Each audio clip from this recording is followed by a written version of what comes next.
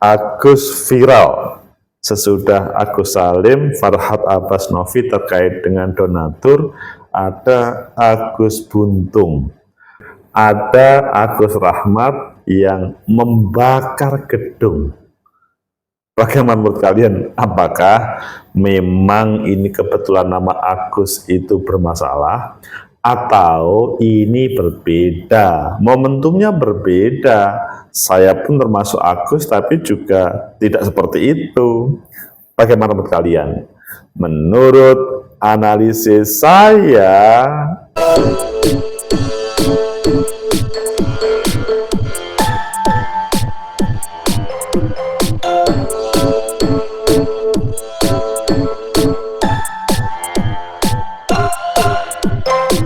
Assalamualaikum warahmatullahi wabarakatuh. Salam sejahtera untuk kita semua, pecinta masa depan negeri, tegakkan kebenaran, lawan keadilan. Sesudah berbagai kasus Agus itu, saya menjadi semacam dipanggil yang tidak enak oleh teman-teman saya. Dan tiba-tiba muncul Gus Miftah, Agus juga katanya, padahal itu bukan. Namun yang perlu kita kupas, apakah nama-nama Agus Rahmat yang membakar gedung, beliau bagian dari pajak, Agus Salim yang sempat viral dengan Farhad Abbas dan Novi tentang sumbangan, yang lebih heboh lagi Agus Buntung. Ada 7 perempuan yang dibuat tidak senonoh olehnya. Ayo kita baca di beberapa media selanjutnya, nanti kita kupas mengapa itu terjadi. Apakah memang nasib Agus, atau mengapa itu terjadi dan bagaimana solusinya? Pertama kita baca di Kompas, judulnya Kemensos akan panggil Agus Salim terkait masalah donasi dengan Novi. Ini yang sempat viral beberapa saat yang lalu, pada menggegerkan dunia media. Kemudian selanjutnya kita lihat juga di Kumparan. Kalau di Kumparan itu adalah Agus Buntung mahasiswa semester 7 yang banyak masalah di kampus. Semester 7 yang viral. Kemudian juga ada Agus lagi kesal dipecat karena mencuri ex-satpam, bakar kantor pajak Lampung Utara. Ini Agus, tapi namanya Agus Rahmat di Lampung Utara, Agus Buntung di Mataram. Kalau yang satunya ya dekat-dekat dengan Jakarta sana. Kalian pilih yang mana? Kita pilih yang 2 viral terakhir dan nanti kemudian kita kupas. Pertama kita baca yang ada di Kumparan, itu yang seru. Agus Buntung mahasiswa semester 7 yang banyak masalah di kampus. Iwayan Agus Suwartama, 21 tahun, alias Agus Buntung, telah ditetapkan sebagai tersangka dalam pelecehan terhadap 15 perempuan. Oh, bukan 7, 15 perempuan. Dalam kasus ini terungkap fakta lain, Agus ternyata juga bermasalah di kampusnya. Wakil Dekan 2 Bidang Administrasi Umum dan Perencanaan Keuangan Institut Agama Hindu Negeri IAHN Gede Puja Mataram, Niwayan Rasmini, mengatakan mahasiswa angkatan 2021 itu telah memasuki semester 7. Namun dia termasuk mahasiswa yang jarang masuk. Beberapa dosen tidak memberikan kesempatan ujian karena Agus tidak pernah hadir di kelas. Meski prestasi akademiknya kurang bagus, Rasmini mengakui bahwa Agus mempunyai keterampilan tertentu, namun keahlian itu tak memiliki capaian prestasi, hanya sekedar diunggah di media sosial sehingga bisa terpublikasi. Kemudian Agus laporkan ke teman ke polisi. Permasalahan di kampus tidak hanya terbatas pada aspek akademik. Agus juga pernah terlibat konflik dengan sesama mahasiswa. Menurut Rasmini, konflik tersebut telah diselesaikan secara damai. Namun Agus justru melaporkan teman-temannya ke Polsek Taliwang, Kota Mataram. Kenapa Agus Buntung begitu? Permasalahan di kampus dan kasus pelecehan seksual fisik yang diduga dilakukan oleh Agus juga mendapat perhatian dari LIDI Foundation, salah satu lembaga yang fokus pemberdayaan masyarakat difabel. Menurut Ketua LIDI Foundation, lalu Wisnu Paradipta, kemungkinan ejekan atau hinaan dari teman-temannya menjadi salah satu pemicu Agus melakukan tindakan kontroversial. Ini menjadi masalah. Mungkin ada ejekan dan hinaan dari teman-temannya. Gaya hidup Agus Buntung disorot. Ia juga menyoroti gaya hidup Agus yang sering terlibat di media sosial, seperti bergaul dengan teman-teman yang mengajaknya melakukan hal negatif, termasuk mengkonsumsi minuman keras. Menurutnya Agus sebenarnya memiliki kompetensi untuk berkembang menjadi lebih baik meskipun dalam kondisi organ tubuh yang tidak lengkap. Tidak memiliki kedua tangan, namun ia butuh pendampingan dan bimbingan yang tepat, terutama dari orang-orang yang terdekatnya. Hal ini berbeda dengan yang ada di Lampung, bahwa sakit hati akibat dipecat menjadi alasan Agus Rahmat, mantan Satpam Kantor Pelayanan Pajak Pratama Kota Bumi, Lampung Utara, nekat membakar kantor pajak tersebut pada Sabtu. Agus mengaku kecewa terhadap manajemen kantor pajak setelah diberhentikan dari pekerjaannya pada Agustus 2024. Pemecatan tersebut dilakukan karena Agus terbukti mencuri tablet dan barang-barang dinas milik kantor pajak. Ya memang awalnya dari dia sendiri, tapi kemudian dipecat. Hasil pemeriksaan rekaman CCTV menunjukkan Agus memasuki kantor pada Sabtu pagi. Ia tampak mendekati ruang alat tulis kantor sebelum melakukan pembakaran.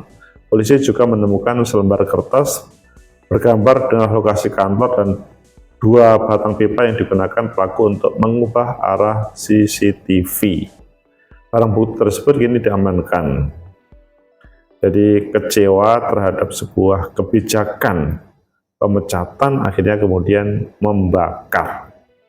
Dan kalau yang awal tadi ngomong tentang Agus Salim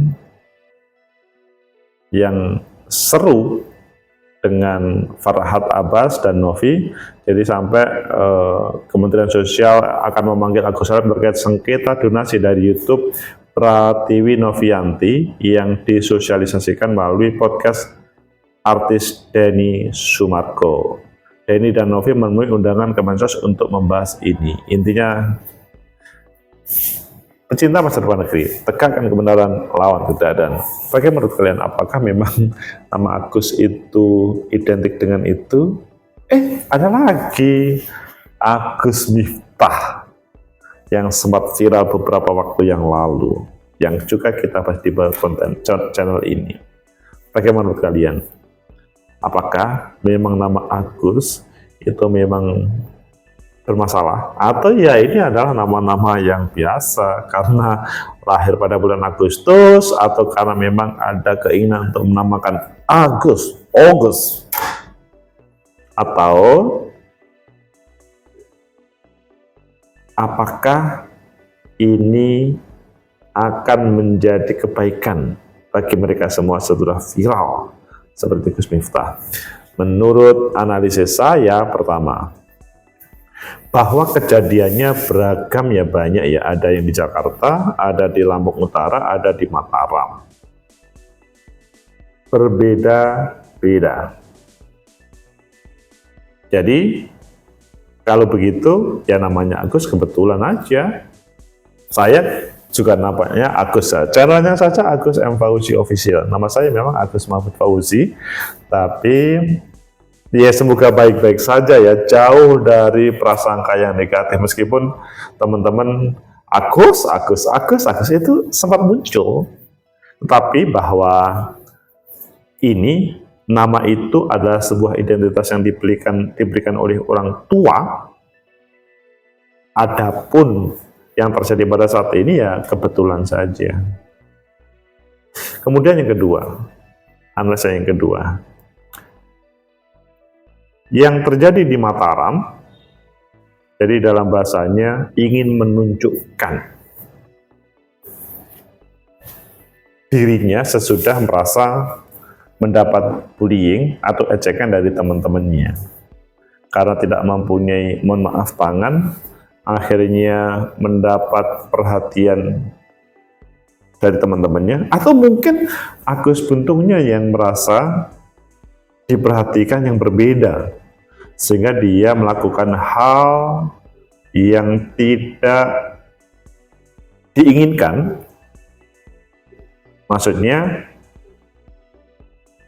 dia ada perasaan yang sepertinya aneh, sorotan dari mata teman-temannya mungkin. Atau mungkin juga terjadi bullying, sehingga kemudian dia menunjukkan, aku itu loh bisa. Akhirnya kemudian ada 15 perempuan yang dinodainya. Ini kan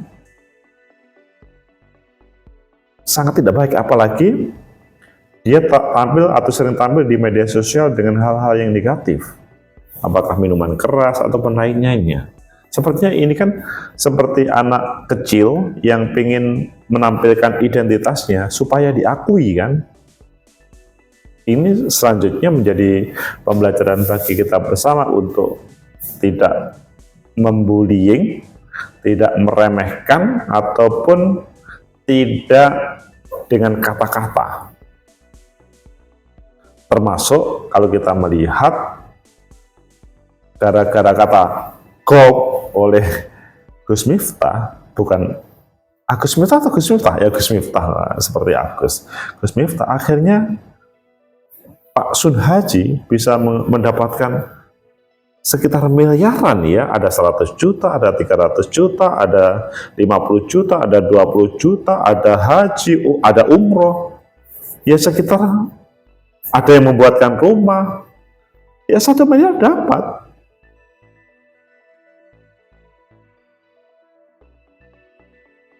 Jadi dari ini maka sebetulnya mereka itu, maksudnya kalau aku sebetulnya ingin menampilkan identitasnya. Tetapi memang berbeda dengan Pak Sun Haji ya, yang itu sebetulnya semacam perlawanan masyarakat terhadap bullying atau kekerasan verbal itu akhirnya mendapatkan simpati dari masyarakat. Maksudnya masyarakat melawan terhadap kekerasan verbal yang dilakukan oleh Gus Miftah itu. Meskipun kemudian ada semacam klarifikasi bla bla bla bla bla, sampai selanjutnya sebagai utusan khusus presiden oleh Mayor Teddy ditegur, dan selanjutnya bahasanya Gus Miftah mengundurkan diri. Tapi yang menjadi selanjutnya ada video Pak Sun Haji mohon Pak Presiden untuk tidak diberhentikan, padahal sebetulnya Pak Presiden tidak memberhentikan kecuali Gus Miftah memundurkan diri. Tapi kita, apakah itu sama Turki atau tidak, kita lihat aja selanjutnya. Kemudian yang ketiga, kalau yang terjadi di Lampung, di Lampung itu kan kejadiannya berbeda ya. Kalau di Lampung itu adalah seorang satpam yang dia marah karena diberhentikan. Jadi Agus Rahmat yang umur 38 tahun di kantor pajak Pratama Kota Bumi Lampung Utara itu marah. Kemarahan mengakibatkan membakar kantor. Marah, emosi. Pecinta masa depan kiri, tegakkan kebenaran lawan ketidakadilan. Dari itu semuanya sebetulnya bukan karena nama Agus ya, hanya kebetulan aja namanya Agus, mereka dalam posisi yang berbeda.